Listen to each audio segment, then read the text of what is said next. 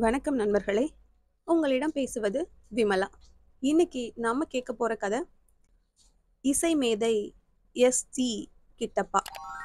இது வரைக்கும் இந்த சேனலை நீங்க சப்ஸ்கிரைப் பண்ணல அப்படின்னா மறக்காம சப்ஸ்கிரைப் பண்ணுங்க. பக்கத்துல இருக்க பெல் ஐகானையும் கிளிக் பண்ணுங்க. வாங்க கதைக்குள்ள போகலாம்.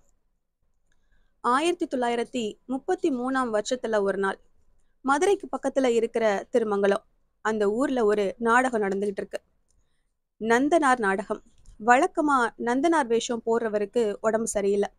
இருந்தாலும் அவருக்காக ஏராளமான ரசிகர்கள் வந்து உட்கார்ந்துருக்காங்க.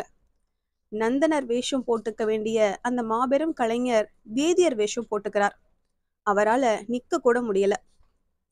ஒரு சோபாவுல உட்கார்ந்துக்கிட்டு அவருக்கு பணிவிட செய்யறதுக்காக மனைவின்னு ஒரு பாத்திரத்தை உருவாக்கி அந்த அம்மா கையில ஒரு விசிறி மட்டைய கொடுத்து விசிறிக்கிட்டே இருக்கிறது மாதிரி ஏற்பாடு பண்ணிக்கிட்டார்.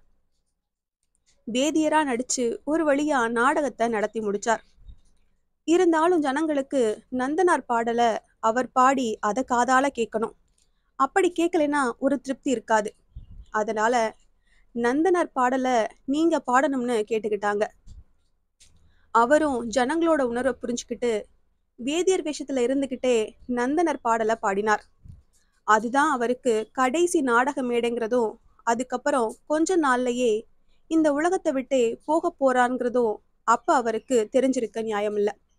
இருந்தாலும் அப்ப அவர் பாடின பாட்டு என்ன தெரியுமா? நாளை போகாமல் நான் இருப்பேனோங்கிற பாட்டு தான். இப்ப தெரியுதா அந்த கலைஞர் யாருன்னு?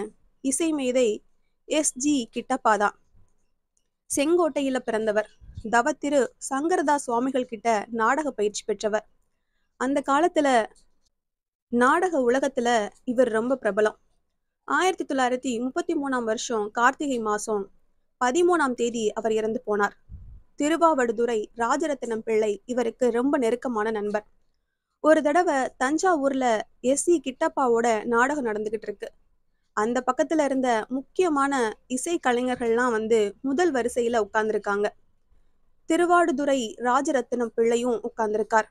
முக்கியமான இசை மேதைகள்லாம் முன் வரிசையில வந்து உட்கார்ந்துருக்கிறத கிட்டப்பா பார்த்தார். அவருக்கு ரொம்ப உற்சாகமா இருந்தது. ரொம்ப கம்பீரமா பாட ஆரம்பிச்சார். கோடையிலே இலைப்பாற்றி கொள்ளும் வகை கிடைத்த குளிர் தருவேன்னு ஆரம்பிச்சு பாடிக்கிட்டு இருக்கார். அந்த பாட்டுல வெவ்வேறு ராகம் வரும். ராக மாளிகை. அதுல காபி ராகம் ஒரு இடத்துல வரும்.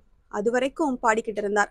அந்த சமயத்துல நாடக மேடை விளக்கு அணைஞ்சு மறுபடியும் எரிஞ்சது. முதல் வரிசையில உட்கார்ந்திருந்த இசை மேதைகளை பார்த்தார். அவங்க உட்கார்ந்திருந்த இடம்லாம் காலியா இருந்தது. அவங்கள காணல. இத பார்த்த உடனேயே உற்சாகமா பாடிக்கிட்டு இருந்த கிட்டப்பாவுக்கு மனசு சங்கடமா போச்சு. நம்ம பாடுற பாட்டு தரம் குறைஞ்சிட்டுதோன்னு நினைச்சார். ரொம்பவும் மனம் கலங்கி போய் நாடக படுதாவை விட சொல்லிட்டார். அந்த சமயத்துல ராஜரத்தினம் பிள்ளை மட்டும் முன் வரிசையில உட்கார்ந்திருக்கிறது தெரிஞ்சது. அவரை உடனே உள்ளே வரவழைச்சார். தன் மன கஷ்டத்தை சொன்னார். ஆனா ராஜரத்தினம் பிள்ளை சொன்ன விஷயத்த கேட்டதும் அவருக்கு ரொம்ப ஆச்சரியமா போயிட்டது. அவரு கிட்டப்பா கிட்ட என்ன சொன்னார் தெரியுமா? நீங்க அந்த காஃபி ராகத்தை ரொம்ப பிரமாதமா பாடினீங்க.